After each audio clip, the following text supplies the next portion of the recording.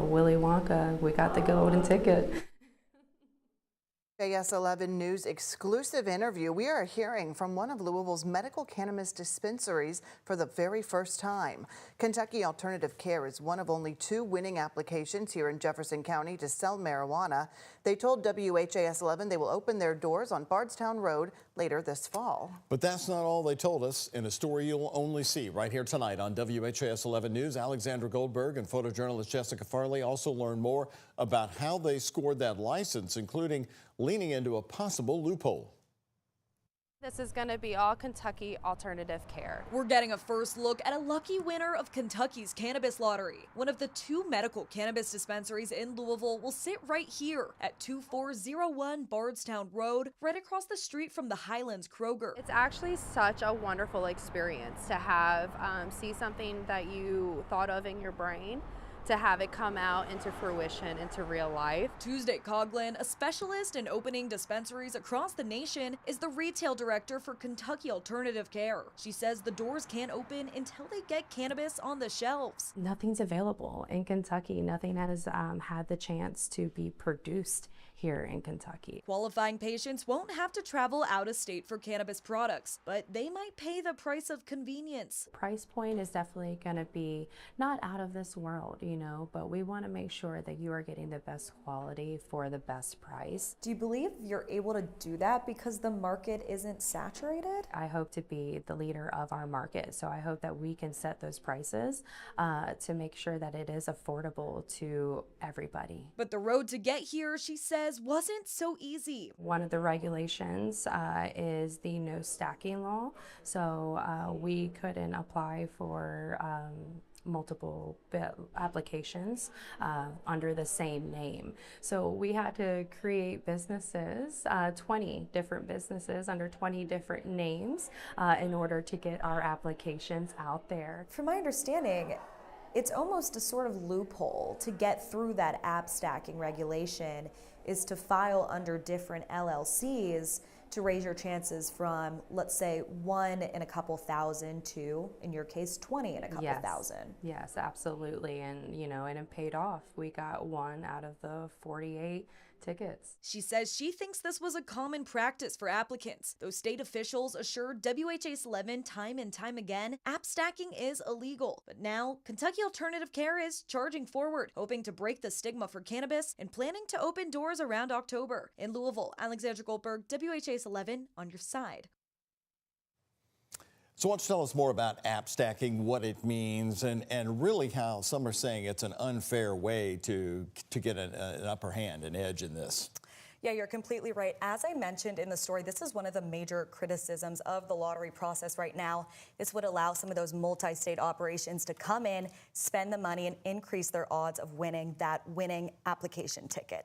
Now, of course, this would essentially boot out some of those local folks who want to get into the industry from getting their winning application selected. But I asked Kentucky Alternative Care about this, and they said that there are surely some monopolies that participated in this process, but not them. Their owner is actually a Louisville native who's had a dentist operation in Louisville for quite a bit. All right, so you're talking about stacking the deck on the application process there. Right. All right, thank you very much, Alexandra. This work is transformative, and it's long overdue for this community.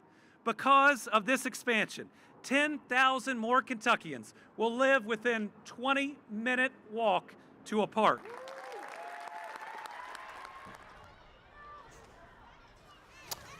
Well, there you have it. Kentucky Governor Andy Beshear in West Louisville today. He is helping cut the ribbon on the brand new expansion for Waterfront Park heading into the west and into the Portland neighborhood. Look at that crowd that showed up today, Shay.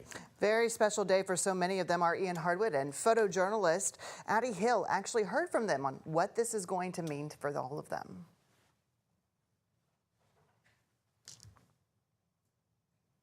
We'll be joining them in just a second. What a gorgeous day to expand Waterfront Park. Let's check in with our chief meteorologist, Mallory Schnell, to bring us up to date on how things are going to change once again. What is all this about, Mallory? Good evening, guys. Yes, we do have an active weather pattern and that's on our way. As we take a live look outside, all is quiet for now, but we are stuck in that active weather pattern, certainly pretty spring-like with warmer temperatures on the way and more storm chances as well. But this is a live look outside to our Hughes and Coleman U of L health camera over the Louisville Metro here. You can see a mix of sun and clouds out there. So very nice across Kentuckiana. Right now we are sitting in the mid to upper 50s across the Louisville Metro area. Those winds coming in from the west-southwest around 9 miles per hour. So there is a light breeze. Air is still pretty dry with dew points in the 20s. Our relative humidity sitting at 32%. Now, of course, it was a gorgeous sunrise this morning. This was sent in by Robert Fisher of a rural southern Indiana sunrise. Looks like a bit of fog as well, as those temperatures were pretty chilly this morning. And just a reminder, we would love to see your weather photos and videos. There's many different ways you can send them our way. You can text them to us. You can download our app. You can email your photos to us. I received that photo on our Facebook page, Kentucky Indiana Cloud Watchers. Satellite and radar, any kind of rain that we're seeing on the radar off to our north and east. Once again, the air is pretty dry, so a couple of sprinkles possible. Otherwise, expect a mix of sun and clouds there. Sunset now after 8 p.m. Now through the rest of spring and summer. Wind speeds between about 5 to 10 miles per hour. So all in all, not a bad evening. Just getting pretty cool pretty quickly thanks to clearing skies. Expect those overnight lows to dip down into the 30s outside of the city, right around 40 degrees for an overnight low in Louisville. But we do have high temperatures returning to the 70s starting on Friday. I'll have more details on that and our storm chances coming up in our 7-day forecast.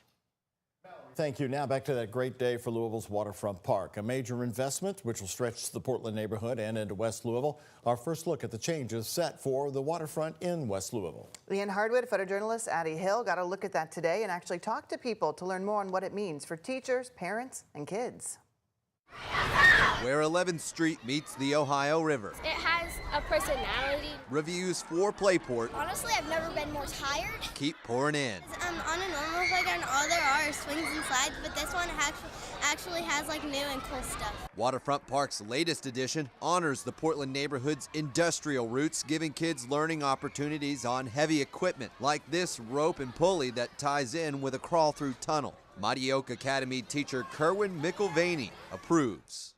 Kids don't get a lot of opportunities to get out anymore, and I think it's good that the city is building new things to let inner city kids get out and just do different things outside of the classroom. And mother Ashley Robinson sees herself coming with her 3-year-old daughter. I mean, people already like doing the bike loop around here, and so I think it's just another place for them to be able to stop along the way and enjoy themselves. But the improvements don't stop with the park. The waterfront expansion is going to go further this way.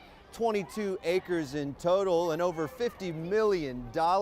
It's meant to connect the east part of the city with the west part of the city. The rest of this Phase 4 expansion still needs funding, but Waterfront Park President Deborah Belitsky appreciates the donations to the nonprofit so far. The future of Waterfront Park and the connections, memories, and opportunities it creates depends on all of us. Bye. In Portland, Ian Hardwick, WHAS11, on your side. Well, future expansion plans in that area go 3 more blocks west of 14th Street, which includes a river overlook with a view of the Louisville skyline. That timeline will all depend on funding. And now we have more on the fallout from the leaked war plans against Yemen. The Atlantic has now published those details on strikes after the editor-in-chief received those plans in a group message with national security officials. The Atlantic reports that Secretary of Defense Pete Hegseth sent exact times of the attacks, including when the missiles would be launched. Democrats on Capitol Hill say they're outraged.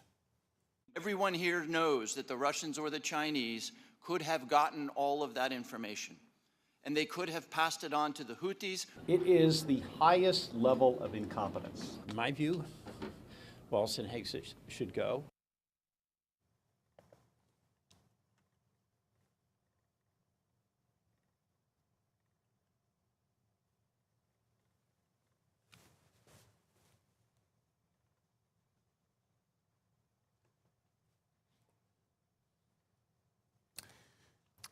Questions remain now over why President Donald Trump's national security team was communicating in the messaging app Signal, which the Pentagon found in 2021 to be an unauthorized means of communicating sensitive information.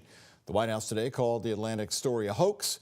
National Security Advisor Mike Waltz said he takes full responsibility for the leak, saying he built the group chat.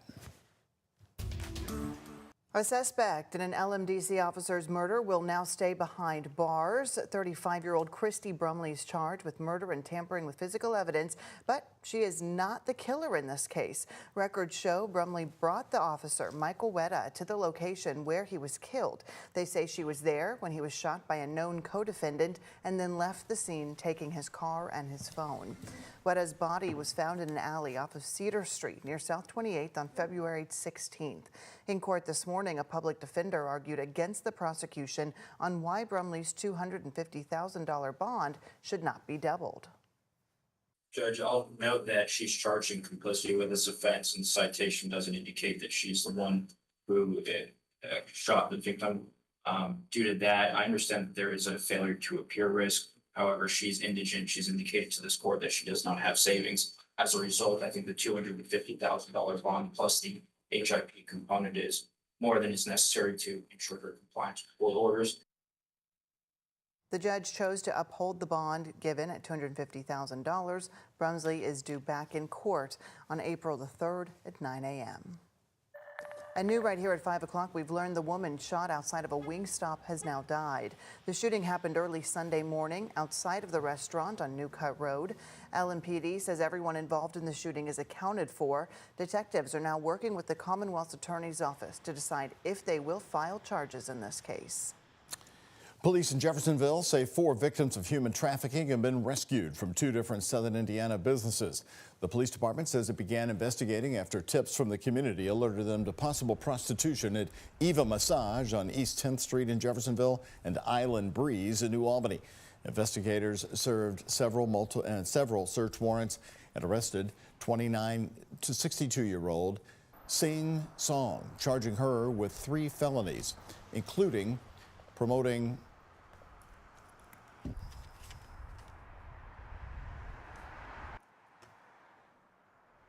some of the charges, including 3 felonies, including promoting human sexual trafficking and promoting prostitution. The victims were connected with medical attention and support services. And former Christian Academy of Louisville coach will spend years behind bars after pleading guilty to a rape charge. According to court documents, Clarence Moore pleaded guilty to multiple charges, including sexual assault. The charges date back to 2022, when he was accused of sexual misconduct with a 17-year-old girl who he taught privately. Moore has been sentenced to 7 years in prison.